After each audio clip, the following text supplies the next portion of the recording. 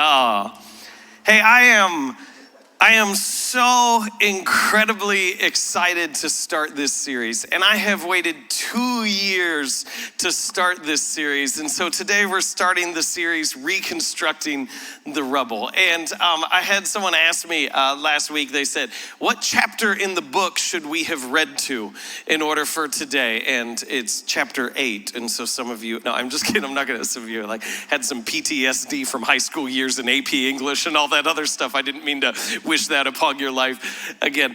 What we're doing today is, and throughout this series as a whole, when I wrote the book, my desire was for it to be accessible.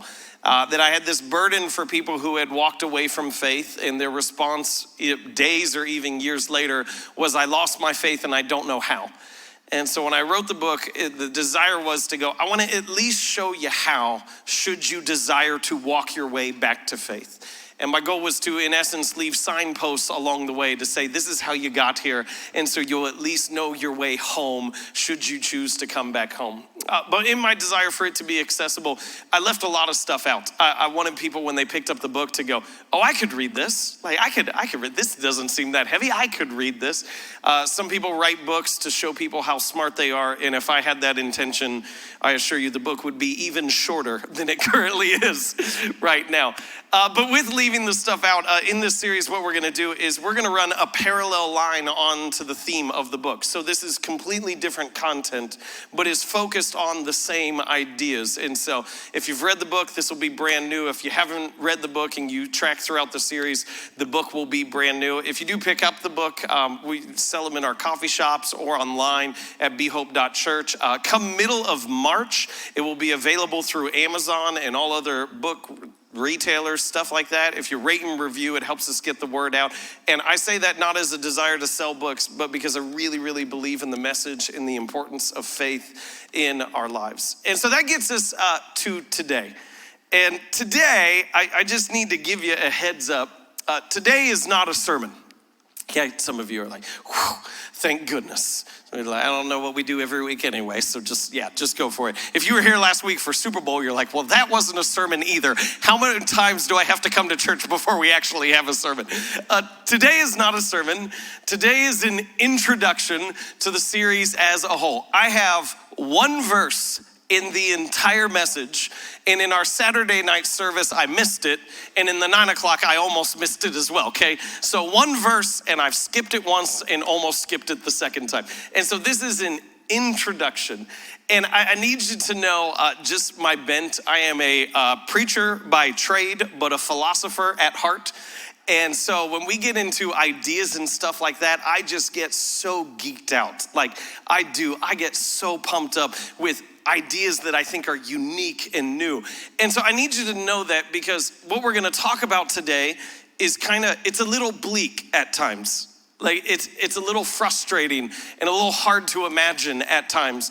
But I'm gonna be really excited because I think the ideas are interesting. And I just need you to know that so you don't think I'm a sociopath. Like he's kind of saying things are going in a terrible direction, but he's doing it with a smile on his face. What's wrong with him? Like lots, but not specifically in this instance. And so the title of the message, or the introduction to the series as a whole for today, is The World Without Faith. The world without faith. And what I want to do is I want to give you a framework for how we need to understand the essential nature of our beliefs and the implication of whatever beliefs you hold. And we have this idea of tolerance in our culture that says you can believe whatever you believe. No belief is more right than others. No belief can be perfectly proven as true, which is entirely accurate. But what is inaccurate is the idea that all beliefs lead to the same things. And that is not the case. The beliefs that you hold change the life that you live, and the beliefs that you hold change the world that you create. And so there has been a great deal of work done on poking holes in the Christian beliefs and showing the doubts in the complexities, in the seemingly contradictions within Scripture when it comes to the Christian faith. And some of those are valid. Some of those are just ridiculous. They stand on ridiculous intellectual ground that they don't even deserve merit. But some of those are valid, and we need to acknowledge that. But today I want to show you the implications of purely secular belief and the world that it creates. And so here's the framework that I need you to understand is your life, my life, our lives are lived on the sum total of our behavior. Sorry, I was a little far off. There we go. I thought it was going to be right there, and I would never work on Wheel of Fortune, like just completely off. Show me the letter. Oh, it's all the way over here. My bad. I apologize. Your life is the sum total of your behaviors, not your wishes and desires, which is what we think. My life will be created by what I want. No, your life is created by what you do. It is what you do, the behaviors that you hold, that creates the life that you have. Now, your behaviors do not stand in isolation. Your behaviors come from your values. The reason why you do the things you do is because of the values that you have. Now, I'm gonna give you some examples in just a second, okay, if you lose track on this. But it is also important to understand, so we're gonna talk about it today, this idea. Your values are the surface that you stand on. Your values are the ground that you walk on. But your values are informed by something else. Your values are informed by your beliefs. Beliefs are the ground underneath the ground. You don't know from everyday life and watching someone what their beliefs are. You can get a pretty clear picture of what their values are. You can visually see what their behaviors are. But your beliefs are the ground under the ground. They're the foundation under the surface that you stand on. So let's talk about how this works out together. Not that long ago, we were gonna go out to a restaurant. There was a big group of us that were gonna go out to a restaurant, and we were deciding where we could go, where they could seat us and wasn't too busy and who likes this. And then we finally picked a restaurant, and some people in our group said, oh, we're not gonna go. I was like, what? And they're like, well, no, we're not gonna go. We don't eat that food. I was like, you don't eat that food? Wow. Stuck up much? My goodness, like your snobbery level through the, I'm sorry, I'm just kidding, right? Here's some of you, I'm already offended. Goodness gracious, we're still in the introduction to the introduction. Don't be offended yet. That comes much later. So this is what I realized if we could work through this framework and how that informs it. Their behavior was, we're not gonna eat there because it doesn't have good food. And this can get traced all the way back to their beliefs. They were raised in a family that believed this idea like no, what you put into your body really matters. You need to make sure I'm trying not to say this with a sarcastic tone. I apologize. This is meant to be my normal voice right here. But the sarcasm just drips through in ways that I can't control. Your body is a temple. Okay, and you need to be very careful what you put into your body. And I just need you to know, that's not the household that I was raised in. The upper echelon of our nutrition was Hamburger Helper. Like this is like, oh man. And it didn't matter, like 5 days a week, Hamburger Helper. It didn't matter what box it was. It all tasted the same. Like, Mom, I apologize. I know you're watching online. Please don't be offended. It was delicious. It was wonderful. I love you so much. Also, don't comment on the Facebook post because that's a little embarrassing to me at times when you do that. Just between us. Everyone who's got a mom who over comments on their Facebook posts, can you amen me right now? Because you know exactly, oh, there we go. This is what we can all agree on in the same moment. And so I was raised in a household that believed that the importance was relationships and did not have a high importance or a high understanding of how nutrition impacts your body as a whole. And so my value was when we eat out, the importance is relationships. Their value was when we eat out, the importance is the food that you're eating. And so it came up in this single decision. We're not gonna go there. That was foreign concept to me. I'll go anywhere. And they're like, we're not gonna go there. And I was like, they have served billions and billions of people. It says it on the sign. You're too good for billions and billions of people. No, we're not gonna eat there. This is how your beliefs impact your values, which impact your behaviors. Let me talk about it for just a second in terms of online church, okay? Because I get to have this unique conversation within COVID and the pandemic and everything else. And there are some people, they love online church. Like, they love online church. They love the comments. They love interacting. They love at times saying inappropriate things in our comments that are still okay, but like a little off. Or like, oh, wow, that was a risky behavior. It's got your name on it right there. All right, you do you. You're good. Other people, you can't stand it. You're just like, I just swipe. I just get distracted. I can't handle the comments. This is not a statement on one or the other, and I'm not trying to make a sermon out of this, and this is what we should be. But this is how it gets traced to beliefs, values, and behaviors. Some people believe that the importance of church is gathering together as the body. All the interactions, all the quick conversations, all the people that you see. Other people believe that the importance of the church is participating in the experience of a worship service. That the important thing is what you're seeing and participating in, not the people that you're with. This creates a difference in values. For some people, the value is within the people. For other people, the value is the experience, and this creates certain sets of behaviors. For some, you would go, I'm here no matter what. Normally we've got, let me check it right now, we've got like a 20-degree threshold where all of a sudden our attendance plummets when it's under 20 degrees. It's 25 right now. Congratulations, everyone in the room. You did it. You made it. You made it out. You stormed the elements. Well done. Like, oh my goodness, you're beating back the gates of hell with your mittens and your toboggans and everything else. So for some of you, you're like, I'm here no matter what. For other people, you go, I'll sleep in. I'll open up my laptop in bed. I'll pull it up on my phone. I'm good to go. That's what that matters. All I want to show you, again, this is not a message about it. There is a difference on how your beliefs impact your values, which impact your behaviors. And let me share this just briefly, because this is just the best. In the 9 o'clock service here in Beaver Creek, a woman by the name of Tiffany was baptized. Tiffany has been tracking with our online community for quite some time now, had never entered the doors of this church, had signed up to be baptized, and wanted VJ to baptize her because she recognizes VJ as her pastor, the one who she interacts with the most, and she was baptized today. Is that not amazing? Oh, pumps me up.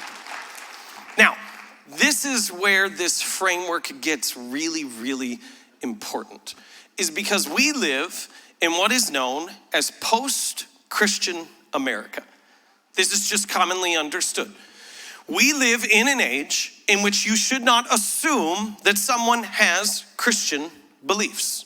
And there is so much about this that I want to acknowledge on the front end that is really, really good. Like, it actually gives us a framework for having real conversations on faith. Instead of assuming faith, we can actually have real conversations. Guilt about not going to church isn't a thing as much. You go because you want to go. And guilt-motivated faith is really bad. Could I say that on the front end? Like, that's a really unhealthy dynamic if your faith participation is motivated by guilt. That's not going to go well in the long run. So there's a lot of things about post-Christian that is fantastic. But there are other things that are really, really concerning that we never talk about. Because what we live in today is people have their behaviors that they have, but we still live with Christian values, but the Christian beliefs are gone. The beliefs that are the ground under the ground, the foundation under the surface, are no longer intact. 100 years ago in our nation, everyone had some understanding of the Bible and God and the concepts of Scripture.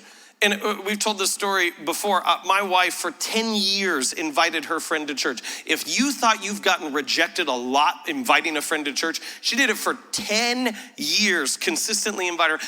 Finally, her friend came, life was changed, was baptized. But as we were starting to teach her what it meant to follow Jesus, one of the questions in the curriculum we were using was, what's your favorite Bible story? And she goes, what's a Bible story? Like, well, it's like an event from Scripture, something that happened, like David and Goliath. She's like, David and Goliath was in Scripture? I thought that was just like when the underdog overcame the giant. Like, no, like really happened. Like actually had no concept. This is the evidence of post-Christian America. And so what we have today, and this is so important, we have Christian values, but not Christian beliefs. We have values of kindness, mercy, love your neighbor, treat people with respect, but we no longer have the beliefs that hold them up. Now, if I asked you, what happens when the surface that you stand on has nothing underneath it? What happens when the ground that you walk on no longer has any ground underneath the ground? What is that? Yeah, that's a sinkhole. That's exactly what that is. It's a sinkhole. A sinkhole, when we speak of a sinkhole, we'll talk about it like this. All of a sudden, the ground got swallowed up in the earth. All of a sudden, this massive hole formed in the earth and there was nothing there. But it had actually been taking place for years. For years, the ground underneath the ground was eroded away, leaving a gap, leaving a vacuum. And then, per our perception, per our perspective, all of a sudden, this huge hole formed when the hole had been forming for years. And this is what I believe, is that we are standing on a sinkhole. We have Christian values, but we no longer have Christian beliefs. And we're starting to see the cracks show like we've never been before. And this is what we need to look at. If the Christian beliefs are no longer there to support the Christian values, what kind of a world will that create? What is the world without faith? And I want to give you 2 examples of this. First example has to deal with our nation and the Constitution, and the second one does a little bit as well, just so you have a heads up. During the election, it killed me. Oh man, how often I heard candidates say, I'm going to defend the Constitution. That's what I'm going to do. I'm going to defend the Constitution. I was like, I don't even think you know what that means. I don't think anyone knows what that means. I'm going to defend the Constitution. And when they spoke about defending the Constitution, they spoke about it in a context of, I'm going to protect the balance of power, the checks and balances between our 3 branches of government, who I distinctly remember from Schoolhouse Rock. Thank you very much for embedding that in my memory. Yeah, there we go. We can get it on Schoolhouse Rock. But they'd speak about defending the Constitution, but when our founding fathers spoke about defending the Constitution, they did not speak about the balance of powers. Let me show you 3 quick examples. Benjamin Franklin said this: only a virtuous people are capable of freedom. Only a virtuous people are capable of freedom. Other founding father, John Adams: our Constitution was made only for a moral and religious people. It is wholly inadequate to the government of any other. George Washington, our first president: the foundation of our national policy, which will be laid in the pure and immutable principles of private morality. The foundation of our government isn't a balance of powers. Our first president said the foundation is the immutable principles of private morality. This is what the founding fathers understood. Let me lay it out like this. Is we want freedom as a country. We desperately desire freedom as individuals. But freedom does not simply stand because the powers are balanced in any way. No, freedom stands based upon the idea of virtue. That you need virtue in order to have freedom. If there is not a common understanding of what is right and what is wrong, if there is not a common understanding of this is bad and this is good, what will happen is the government will have to create laws that to the majority of people feel like common sense. And go, we have to clarify that? We had to say this is bad? Why? Let me show you a little glimpse of this. And I hope I don't explain this in a confusing way. Compared to 30 years ago, 20% more people, okay? So I'm showing you the slide from 30 years ago. Compared to 30 years ago, 20% more people believe that it is acceptable to accept a bribe. Believe that it is okay to claim government benefits that are not for you and that you are not entitled to. And believe that it is okay to avoid fares on public transportation. Okay, is that and we see that and we go, well, that's wrong. Right? Right? I assume that's wrong. But what they show at the very beginning is they say, in order for there to be freedom, there must be virtue. There must be things that people are held to. Otherwise, we'll have to create laws for every possible circumstance. And the basis of which people act is they'll just go, well, that's not against the law. That doesn't mean it's not wrong. It doesn't mean it's not wrong because there wasn't a law created for it. Now, and George Washington is the one who hits on this, or John Adams is the one who hits on this so clearly. Adelisa, can I have you go back to the John Adams quote? Just to know she's a rock star today because all the things are all out of place. And I just said, hey, buckle on, hang on, good luck. Let's see how this goes. John Adams says, our Constitution was made only for a moral and religious people. Freedom needs virtue. Now let's go back to the triangle. This is what John Adams shows so clearly. Virtue needs faith. In order to have virtue, it is so important that your virtue is based in your understanding in a divinity, that your virtue is based in an understanding of God, that you will be judged for what is right and wrong. You will be judged for what is good and bad, and that there is a God who determines what is good and bad and right and wrong, and it's not up to you. Because if you don't have a divinity, all of a sudden your morality is really subjective, and you can do whatever you want to do, whether you feel like it or not. I should do this, but I'm not going to because I don't care that much. Virtue needs faith, and when these are intact, then that faith will lead to more freedom. When we speak about defending the Constitution, we speak about the balance of powers. When our founding fathers spoke about defending the Constitution and giving people freedom, they spoke about virtue and religion. Morality and faith combined is what enables that freedom. Now, if this crumbles, if you pull out faith, you will pull out virtue, which means you pull out freedom as well. And we will live in a world in which we have to create a law for every possible scenario, which means the freedom that we enjoy as citizens will slowly evaporate. The government will continue to get larger and larger because they will have to deal with every possible case, and we will lose the thing that makes us distinct. Now, if you're not concerned already, okay, I've got this part of this, and hopefully we'll come around at the end. I was like, I'm gonna give this message, and I'm really excited about the ideas, but I'm kind of talking about not necessarily the world's going to hell, but we're kind of already living in hell, but I'm gonna do it with a smile because I don't wanna leave everyone depressed, okay? So don't worry, we're getting somewhere, but it's gonna get a little worse for just a second, all right? Not a sociopath, just really excited about ideas, okay? Can I be clear on that?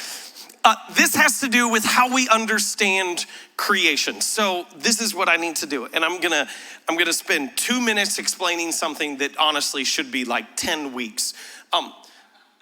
Views of the creation of the universe. There are two common understandings in our world today. There is a creator and there is macroevolution, with the most common theory being the Big Bang Theory. Swirling ball of mass and atoms and energy that at one point in time exploded and over millions of years created everything that we have today. Okay, I'm not downing that in any way. I will say that if all you believe in macroevolution, you have to deal with the question that no one asks of where did the swirling ball of mass and energy and atoms come from?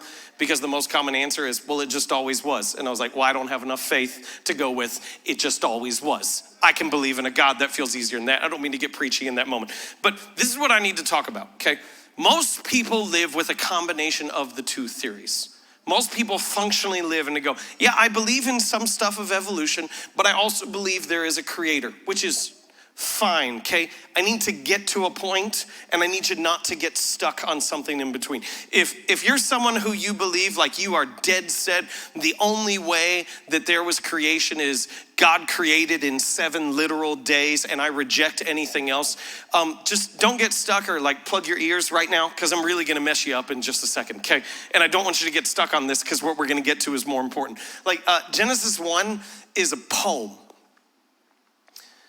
And I know some of you are like, but it doesn't rhyme. Yeah, but I understand. Like, it's a Hebrew poem. When they wrote it in Hebrew, it was considered a poem. And I just got this like nagging thing in me that goes, if I was desiring to convey complex scientific information, I don't think I would pick a poem. Like, I don't think that would be my outlet within there. Now, some of you, you'll get tripped up on that because you're going, but I only believe God can create in 7 literal days. I believe that's the only way it happened. My faith rests on in the beginning God. That's where my faith is. I don't really understand the how. I believe he absolutely could create in 7 literal days. He's strong enough, he's powerful enough for it. I'm not smart enough to understand. My faith is not in my intelligence. It's in the beginning God. Now, are we good? All right, if you plugged your ears, unplug them, okay? Stay with me here, okay? Most people live with a combination of the two. What is happening is we are disentangling, we are removing the creator part from even those who believe in evolution, and they are left with only evolution. And so we have this commentary that goes, well, you believe what you believe, I'll believe what I believe, it doesn't really matter. And it does. It does. So a couple years ago, I was actually listening to an audiobook by the guy by the name of Yuval Noah Harari. He wrote this book called Sapiens. Yuval Noah Harari shows a purely evolutionary, which he believes in, perspective of the progression of humankind. And one of the things he deals with is the Christian values, my language, that still exist in our world today that he believes shouldn't be there. And so what he does is he goes through the Declaration of Independence and he gives us a picture of this is what the Declaration would read like if we had no concept of God, which he believes we should. And I need to tell you that when I heard this for the first time, it stopped me dead in my tracks and it terrified me just a little bit. But we're not gonna stay there today. This is how the Declaration reads. We hold these truths to be self-evident, that all men are created equal, that they are endowed by their creator with certain unalienable rights, and that among these are life, liberty, and the pursuit of happiness. So Yuval Noah Harari says, a purely evolutionary scientific view, this is how it should read. We hold these truths to be self-evident, that all men evolve differently, that they are born with certain mutable characteristics, and that among these are life and the pursuit of pleasure. He says there's no such thing as happiness, there's only increasing pleasure in your life. Now there's a lot of differences there, but I need to show you a couple that are really important. In the view that believes in a creator, it believes that all men are created equal, because a creation view that has a creator intact believes that your worth and your value stands apart from your accomplishments and abilities. That your significance and your worth stands because you have been created by a creator. You have value because you exist. Because you were created by God, your life means something.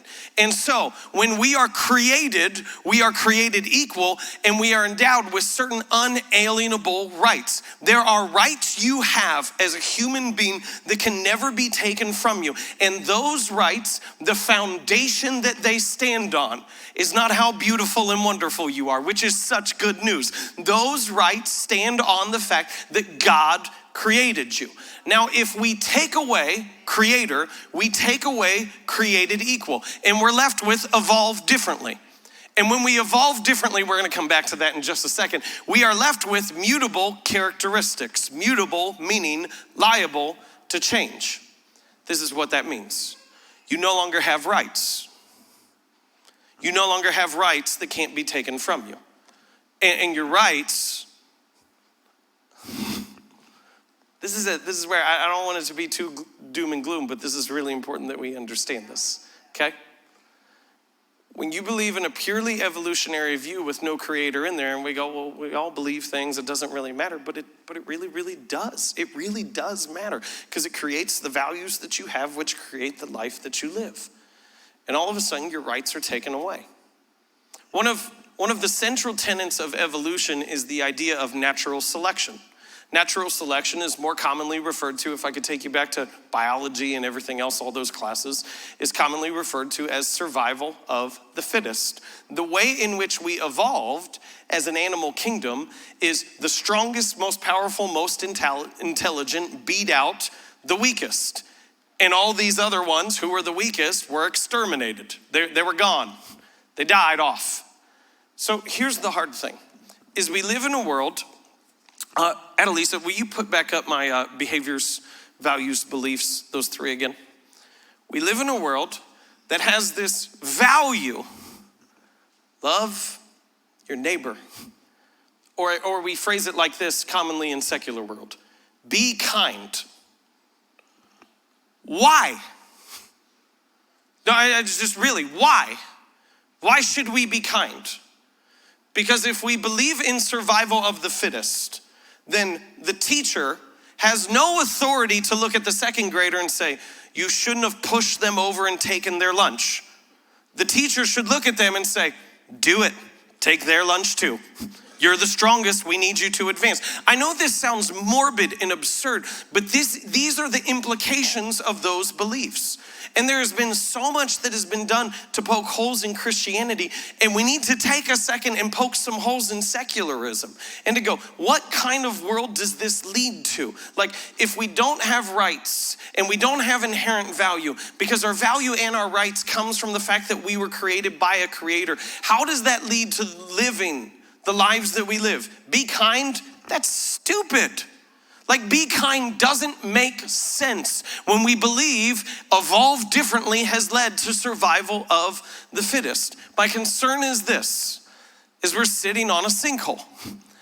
And we go, yeah, it's fine, we have Christian values. But those values, without the beliefs to hold them up, cannot stand the test of time. And when fully lived out, we will have to legislate common morality, and there will be a law for absolutely everything. When fully lived out, the people who disagree with you about politics and pandemics and masks and everything else, oh, now I'm stepping on toes now. This is gonna be lots of fun. The people who disagree with you don't believe differently, they're now less than. They don't believe other than you do. They're now worse than you because they don't agree with what you believe. Because if you believe in survival of the fittest, then you believe your intelligence should win out over theirs and they need to go away and be gone, and that would be best for the rest of us. And this is dangerous. And so the world without faith, my stance has always been, if we push eternity aside, if we ignore the idea of eternity, which we should not, because just in simple terms, it's a really, really long time. Like, eternity is a long time. But if we pushed it aside, this is my belief. You want a great marriage? Go to church. Because if the standard for how you treat your spouse is how they treat you, if the standard for how you treat your spouse is how the person who you wake up to next to in bed every day treats you, then eventually you will devolve into selfish behavior. Instead, let the standard for how you treat your spouse be Jesus, who gave his life. Like, we struggle with this. We struggle with this idea. In scripture it says, husbands, love your wives. Wives, submit to your husbands. I know I'm getting way into the deep end and stuff I don't even have time for. And like, people get so upset. It says wives submit. It says husbands love. Like, yeah, that's easy. No. The standard for love is death. Like, Jesus died for his church. Women, don't get so upset. It's the men who should be upset. It says, hey, you're supposed to submit and respect him. You're supposed to die for her every day over and over again. I want to hear the husbands at some point in time go, yeah, I don't like that. I'll just be honest with you. I don't like that as much because that's my standard. This is the standard. You want a great marriage? Make Jesus the foundation, not how you're treated. You want amazing kids? Whether you believe in God or not, raise them in church. Church is character school on steroids. Like, it is. This is what church is. You want to raise respectable, kind, loving, forgiving children, raise them in church.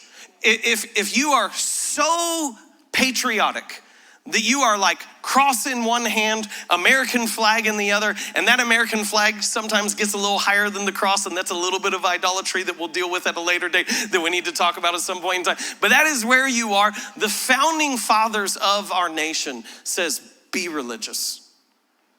You need faith. You need faith to develop virtue, and that virtue will develop freedom. If you want a better world, we need to understand that Jesus' message is not just a message about eternal life, it's a message about a better life now. And when the beliefs are stripped behind, eventually the values will not be able to stand, and we need to look at the implications of the world in which we're going to live. Now, all that may sound too gloomy and too difficult, but we sang this earlier. The darkest night, you can light it up. I need you to know this. My hope has never been in humanity. And the more evidence I get of humanity, the less my hope is in humanity. This is what grieves me when I see some people put all their stock in a political position or in legislation, or when I see people, as we have dealt with everything we've dealt with in this pandemic, show no empathy towards someone else's perspective or view, so convinced that they're right. Like, oh my goodness. When I see people of faith allow themselves to be given over to an extremist viewpoint that really has nothing to do with God, the thing deep within my soul goes, do you not realize how much your life matters? Do you not realize how much the message that you live out in kindness and mercy and love, how countercultural it is and how essential it is to the world that we live in? You cannot give yourself over to a message that isn't hope when Jesus is the only one who is. This is too important. And so as we look at the world that we live in, we go, there's a little bit of a sinkhole here. We're standing on some shaky ground. I just want you to know a little bit of history, okay? We are not the first republic that has ever existed in the world, and we are not the greatest republic that has ever existed in the world. And 2,500 years ago, there was a republic that lost its footing, was given over to emperors, and the way in which they lived slowly cracked away. Overreaching, losing freedoms, devaluing women, devaluing people of other nations and origins because they meant nothing to them, making enemies of those who didn't agree with them, and things were pretty bad. America is not the first superpower in the world, and we will not be the last, okay? There were the Babylonians, there were the Persians, and then there were the Romans. And 2,500 years ago, this is what they were facing. And onto the scene stepped a man from Nazareth named Jesus, who rewrote the history books and gave us the foundation that we can stand on. So, there's some things about your beliefs that you need to wrestle with. Why do I believe what I believe? What are the implications of what I believe? I hope I've given you something to talk about on the way home. I hope I've given you something that maybe bothers you a little bit. That you go, whether I believe in God or not, whether I think all this is real or not. And I want you to know, if you're an atheist or an agnostic, this is a safe place for you. Oh my goodness. Our church is filled with people who have no idea what they really believe. But you need to examine it. You need to question it. You need to see what it leads to. And next week, we'll get to Jesus. Hey, thanks for being here. Have a fantastic week. Hey everyone, thanks for joining us today at our Be Hope Church YouTube channel. Hit the subscribe button below so you never miss a video. And you can join us every Sunday online at behope.online, or you can like our Facebook page or participate in our online community through our Facebook group. Thank you so much for joining us today. Please subscribe, share, and review this. Make sure you invite a friend into what's going on. And if you want to support the ministry here at Be Hope, you can learn how to become a First Church champion by going to behope.church/give. giving. Thank you so much for being a part of what we do, and we'll see you back here real soon.